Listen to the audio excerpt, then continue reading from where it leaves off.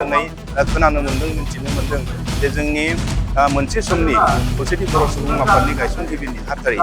आरो दानिया जोंनि मोनसे समनि बर' कसारी वेलफेयार अट'नमास काउन्सिलनि जि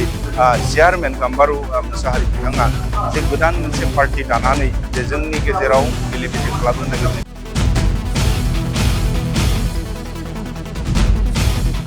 बिथांखौ खावलायगोन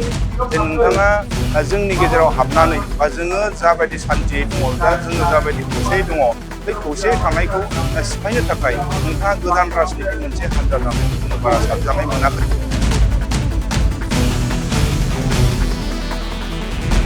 खोनानो मोनदों मिथिनो मोनदों जे जोंनि मोनसे समनि खौसेथि बर' सुबुं आफादनि गायसनगिरि नेहाथारि आरो दानिया जोंनि मोनसे समनि बर' कसारी वेलफेयार अट'नमास काउन्सिलनि जि चेयारमेन गाम्बारु मुसाहारि बिथाङा जे गोदान मोनसे पार्टि दानानै जे जोंनि गेजेराव बेले बेजे खालामनो नागिरनायखौ जोङो नुदों। दा बेनिखायनो जोङो बिथांखौ खावलायगोन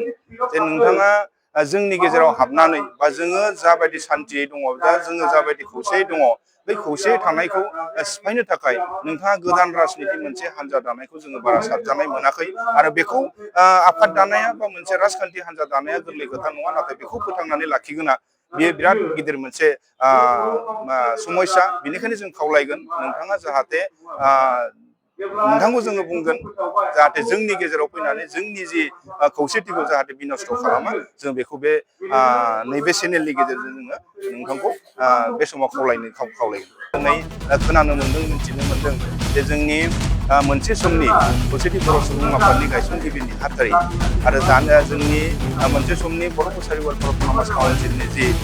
चेयारमेन गाम्बारु मुसाहारि बिथाङा जे गोदान मोनसे पार्टि दानानै जे जोंनि गेजेराव बेले बेजे खालामनो नागिरनाय जोङो बिथांखौ खावलायगोन जे नोंथाङा जोंनि गेजेराव हाबनानै बा जोङो जाबायदि सान्थियै दङ दा जोङो जाबायदि खौसेयै दङ बै खौसेयै थानायखौ सिफायनो थाखाय नोंथाङा गोदान राजनिति मोनसे हान्जा दानायखौ जोङो बारा साबजानाय मोनाखै।